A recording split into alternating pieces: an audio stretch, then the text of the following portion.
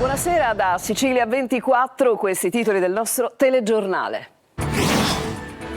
Morti 116 migranti nell'ennesimo naufragio del 2025. Oggi Alarm conferma la tragedia avvenuta poco dopo la partenza dalla Tunisia.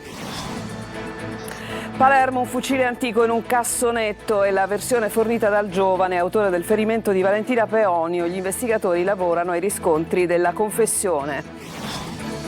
Cresce l'insicurezza a Palermo, anche i giovani hanno paura di uscire la sera. La città prova a reagire grazie alle iniziative di Don Di Marzo per i bimbi bisognosi. Messina, demolite 17 baracche in via Quinto Ennio, in zona Gazzi, lunedì il completamento dei lavori per liberare l'intera area. Nei giorni di festa la tavola diventa protagonista all'insegna del bon ton. Sicilia 24 i consigli di esperti di storia della gastronomia e Galateo. Agrigento, al Teatro Pirandello, la prima assoluta della Suite Empedocle. L'opera unisce musica, identità e attualità. Calcio, c'è il primo posto sotto l'albero del Catania, un regalo da conservare e accudire anche nella seconda parte della stagione. Puntellare la mediana è l'obiettivo del mercato di riparazione.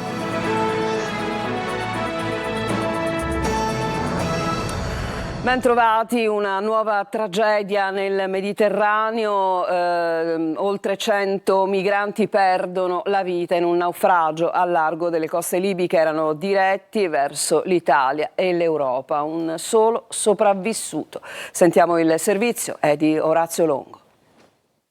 Una tragedia di proporzioni gigantesche. 116 persone hanno perso la vita nell'ennesimo naufragio nel Mediterraneo. L'unico sopravvissuto è stato salvato da un pescatore tunisino. Lo comunica Sea-Watch Italia. I migranti, secondo quanto reso contato, erano partiti giovedì scorso. La conferma del naufragio, che sarebbe avvenuto poco dopo la partenza al largo della Tunisia, è arrivata nel pomeriggio da Alarm Phone. Alle 14 del 19 dicembre l'organizzazione di emergenza era stata informata di un'imbarcazione partita da Zuara la sera del 18 dicembre, con a bordo 117 persone. Alan Forn afferma di avere ripetutamente tentato di contattare il natante tramite telefono satellitare, ma senza successo.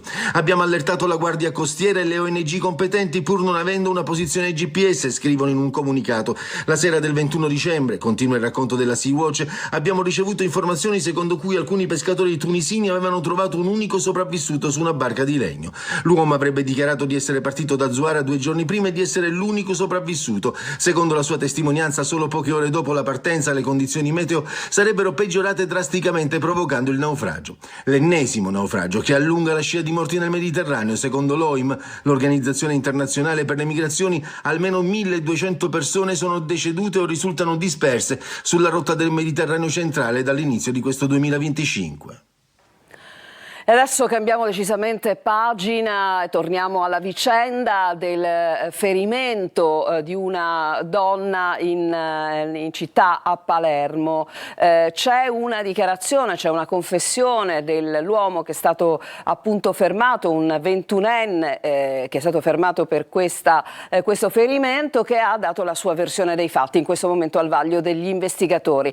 Un fucile antico trovato in un cassonetto, ha detto così il giovane, per parlare di quella che è stata l'arma con la quale avrebbe ferito nella notte fra sabato e domenica la donna. Sentiamo. Un vero e proprio fucile d'epoca del 1800, mai registrato e poi buttato via in un cassonetto. Sarebbe questa l'arma con la quale Giuseppe Calì, il 21enne del Borgo Nuovo, avrebbe sparato a Valentina Peonio, la 33enne, ferita alla schiena e ad una spalla da una rosa di pallini da caccia nella notte del 21 dicembre in piazza Nascea a Palermo. Racconta di averlo trovato nel cassonetto in cui era stato gettato via quel vecchio fucile da caccia del 1800 Calì, di averlo poi portato per mostrarlo alla cugina e che il colpo sarebbe partito per caso. Le ragazze invece, la donna ferita e la sua amica Jessica, raccontano di aver visto il fucile e di aver accelerato il passo per andar via, ma Valentina veniva raggiunta subito dopo dal colpo sparato da Calì. Calì si avvicinava, chiedeva scusa, Jessica lo afferrava, lo strattonava, gli dava addirittura uno schiaffo tentando di togliere le chiavi dall'auto per non farlo scappare, ma la cugina di Calì lo incitava ad andare via. Qui ti arrestano, gli diceva. Mentre fuggiva, un altro passante scattava una foto alla targa dell'auto. Adesso Jessica nega di essere essere mai stata la fidanzata di una delle vittime della strage di Monreale, come si è detto, anche se le dichiarazioni rese alla polizia vanno in un'altra direzione. Calì adesso è in carcere, l'accusa è di porto abusivo di arma clandestina e lesioni personali. Dalla ricostruzione dei fatti dipenderà se questa accusa diventerà lesioni volontarie o addirittura tentato omicidio. Intanto oggi a Palermo i carabinieri hanno arrestato un 41enne, ancora una volta per detenzione di armi clandestine. Una vicenda ben distinta da quella di Piazza Nascè, ma che testimonia quante armi continuano a circolare in città. E noi restiamo a Palermo perché quest'ultimo fatto ha contribuito ad incrementare l'ansia con la quale anche i giovani ovviamente vivono la loro movida, la loro voglia di uscire, di andare per strada. Ci sono però delle iniziative che sono il segnale del desiderio di ripartire. Marco Gullà. Antivigilia di Natale, Palermo ieri sera nella fascia delle zone rosse si presentava così. Pochissimi giovani in giro, pattuglie a presidiare gli angoli della movida, locali praticamente vuoti.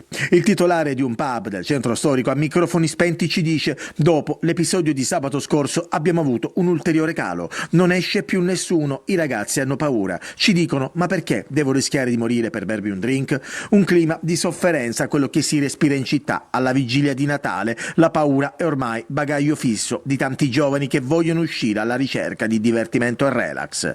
Una vigilia particolare anche nelle periferie, dove si prova tramite eventi natalizi a rendere meno pesanti alcune piaghe che incidono quotidianamente sui quartieri come lo Sperone. Tra spaccio di droga e alta percentuale di disoccupazione, il parroco Don Ugo Di Marzo ha organizzato diverse manifestazioni per regalare un Natale più sereno, soprattutto ai bambini. Qui siamo nella parrocchia del quartiere, donati giocattoli e dolci ai piccoli più bisognosi, un modo anche per sottolineare che la periferia è parte della città. Tante altre iniziative ci saranno, abbiamo avuto Rodovi Club con i buoni carne per la Caritas, altre iniziative di solidarietà che non vogliono certo cancellare il problema delle periferie. Siamo consapevoli che il problema resta, che c'è una sfida in corso, che è quella di fare crescere diversamente questi bellissimi luoghi che sono le periferie delle nostre città, chiamate da Papa Francesco periferie esistenziali, ma che possono diventare centri di vita nuova se l'intera città li vive come parte propria, bisognosa di cura e di attenzione.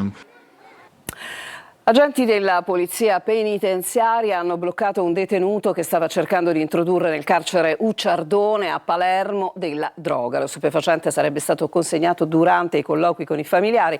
Una volta scoperto, l'uomo è reagito e ha colpito con una testata al volto un agente. Il poliziotto ferito è stato trasportato in ospedale. La prognosi è di 10 giorni. C'è un'altra aggressione, si tratta di un'aggressione al pronto soccorso dell'ospedale Guzzardi di Vittoria, dove un ausiliario è stato colpito con un pugno, riportando una prognosi di 6 giorni. L'episodio si è verificato nella tarda serata di ieri all'interno dell'area di emergenza. Secondo una ricostruzione, un paziente si era presentato in pronto soccorso con i familiari e nel tentativo di scavalcare altri pazienti in attesa ha iniziato a protestare contro il personale sanitario. L'uomo poi appunto avrebbe aggredito l'ausiliario. Adesso andiamo a Messina, è quasi concluso lo sbaraccamento di via Quinto Ennio. Stiamo parlando della zona Gazzi. Da lunedì le ultime demolizioni di 3 baracche, il tutto da completare entro la fine dell'anno. Francesco Triolo.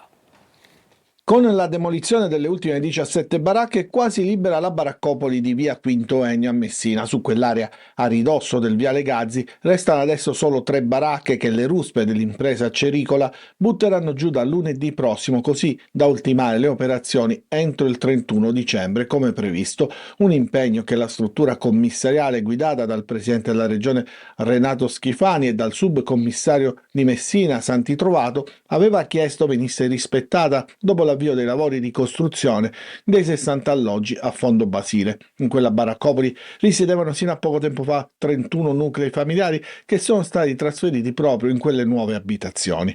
Le demolizioni sono iniziate lo scorso 27 novembre e in un mese si è arrivati alla liberazione di tutto quello spazio. Adesso l'area è destinata a diventare un prolungamento di via Don Blasco con un collegamento alla strada statale e ospiterà nuovi spazi verdi con un grande parco urbano nell'ambito del progetto di riqualificazione prevista dalla legge speciale sul risanamento. Adesso ci fermiamo, c'è una pausa e poi ci occuperemo di bon ton a tavola nei giorni in cui appunto le cene e i pranzi sono davvero tantissime, sono al centro dell'attenzione. Ci fermiamo, torniamo tra poco.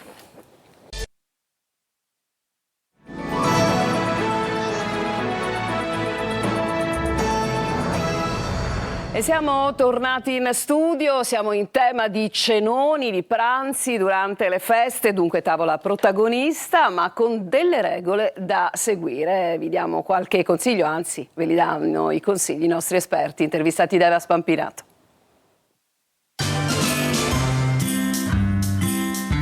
Le feste adesso sono davvero alle porte. Per chi le trascorrerà in casa con parenti e amici diventa protagonista il bon ton della tavola, l'arte di accogliere gli ospiti e preparare la mise en place. Dalla disposizione dei posti alla scelta delle stoviglie fino al galateo del brindisi, ogni dettaglio è importante per rendere armoniosa la cena natalizia o di Capodanno. Per capirne di più abbiamo incontrato Elena Ladelfa, esperta di storia della gastronomia, e Sergio D'Arrigo, fine conoscitore di galateo ed etichetta. Con lui facciamo un tuffo nel passato, nei saloni di Villardizzone, e riscopriamo regole e usanze senza tempo. Le regole sono tantissime e ci vuole veramente molta esperienza e un'enciclopedia. Naturalmente la prima cosa per accogliere gli ospiti è una mise en place, che però deve essere sempre non eccessiva, deve essere sempre misurata. Le posate vengono disposte ai lati del piatto, a sinistra e destra, in modo innanzitutto funzionale alla presa e poi seguono l'ordine delle pietanze. A sinistra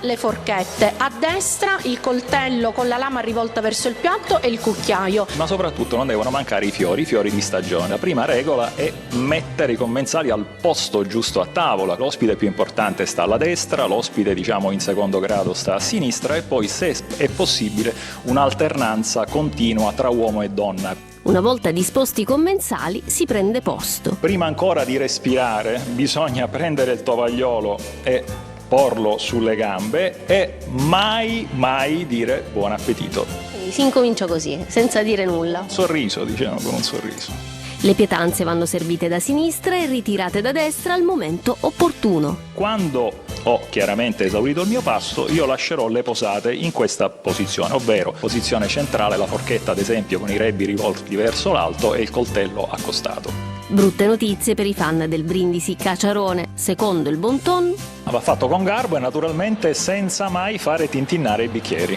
In alto i calici dunque, e buon Natale a tutti. Adesso andiamo al Teatro Pirandello di Agrigento, uno degli eventi più rappresentativi dell'intero programma Capitale Italiana della Cultura. Parliamo della prima assoluta della suite Empedocle. Sentiamo Davide Sarto. Agrigento celebra la sua anima più profonda, musica, pensiero, identità, un omaggio solenne agli elementi di Empedocle che diventa uno degli eventi simbolo di Agrigento, Capitale Italiana della Cultura 2025.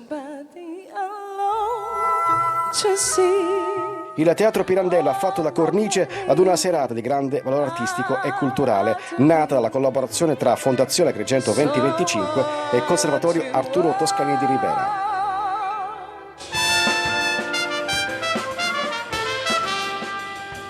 Cuore dell'evento, la prima esecuzione assoluta della suite Empedocle, firmata dal compositore Gaetano Randazzo, un'opera in 4 movimenti che attraversa il pensiero del filosofo agrigentino, intrecciando memoria storica, identità contemporanea ed una riflessione sull'oggi fino ai grandi temi ambientali e alla crisi climatica.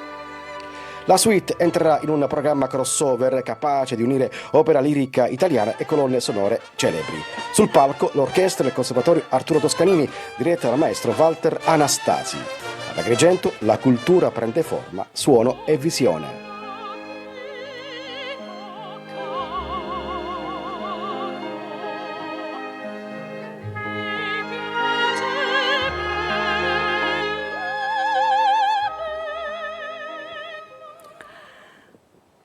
E adesso ci fermiamo ancora subito dopo il calcio.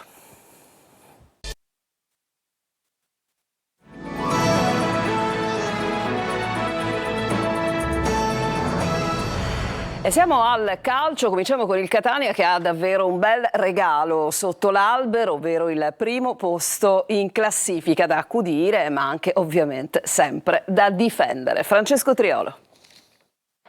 Il fortino del Massimino dice 28, tanti quanti sono i punti conquistati in casa dal Catania, miglior difesa del torneo, 9 gol, 2 le sconfitte, meno di tutti. Eccoli i numeri del Catania capolista, di una squadra che è sempre stata tra le prime 4 della classifica sin dall'inizio del campionato e solo in un passaggio dalla quinta alla sesta giornata è scivolata al quarto posto, poi sempre su a lottare tra le primissime. I gol, la difesa, detto dei 9 gol al passivo, sono stati subiti tutti fuori casa. Il Massimino è ancora inviolato, 0 gol subiti. I rossazzurri hanno anche segnato la media di 1,7 reti a partita, con Forte, Lunetta capocannonieri attuali, con 7 gol ciascuno, mentre Cicerelli, condizionato dall'infortunio, è fermo a 5. Numeri che testimoniano anche la capacità di andare a segno con diversi uomini, anche perché sono stati diversi i Catania che Mimmo Toscano ha dovuto schierare nel corso del girone d'andata, dove è andato incontro a diversi infortuni, assenze e squalifiche che non hanno mai dato davvero la sensazione di una squadra basata su un solo blocco. E la forza è stata anche questa, quella di un gruppo unito, coeso, variegato, che ha sopperito alle assenze importanti come quelle di Aloi e Cicerelli, oppure di Gherardi, squalificato per 4 giornate, assenze che stanno portando il club a lavorare su nuovi innesti sul mercato invernale. I nomi sui quali il Catania proverà ad accelerare dopo Natale sono quelli di Emanuele Ghiabua, mediano, 24enne dell'Avellino, Andrea Vallocchia della Ternana, già cercato la scorsa estate, ma anche Palmiero, sempre dell'Avellino, e Carriero del Trapani, mentre per l'attacco l'obiettivo, si sa, è Giovanni Bruzzaniti del Pineto. Le due squadre hanno già parlato tra loro, c'è da trovare solo l'accordo definitivo. Sono giorni di lavoro per il Palermo, che sabato giocherà l'ultima gara dell'anno al Barbera. Infatti arriva proprio a Palermo il Padova. Intanto prime schiarite sul mercato. Marco Gullà. È una vigilia di Natale di lavoro per il Palermo, che sabato pomeriggio al Barbera affronterà il Padova per l'ultima gara del 2025. Concludere l'anno in bellezza, questo è il diktat rosanero, anche perché il Palermo vuole provare ad accorciare verso le prime della classe. Non ci saranno Bani e Diachité, Inzaghi dovrà quindi affidare le chiavi della difesa a Ceccaroni, che probabilmente farà il reparto con Beresischi e Peda. Quella di sabato sarà anche l'ultima partita di Brunori con la maglia rosanero, l'ormai ex capitano ha le valigie pronte e a gennaio andrà probabilmente alla Sampdoria. Il club rosanero andrebbe a sostituirlo con un profilo più funzionale al 3-4-2-1 scelto da Inzaghi. Il direttore sportivo, Carlo Osti, ha già avviato le sue valutazioni. Il nome nuovo sul taccuino è quello di Nicolas Pierini, classe 1998, e al Sassuolo, ma in Serie A sta trovando poco spazio. 7 presenze e 89 minuti in stagione. Diverso il rendimento dell'anno scorso, quando fu protagonista della promozione con 10 gol in 31 presenze, segnando anche contro il Palermo sia all'andata che a ritorno. Piace anche Jonsen, ma per il mercato c'è ancora tempo. La formazione di Inzaghi vuole intanto chiudere al meglio un 2025 di up and down e poi rifiatare in occasione della sosta invernale. E con questo servizio si chiude questa edizione di Sicilia 24. Grazie a tutti voi per averci seguito e naturalmente il grande augurio di un Natale sereno per tutti voi.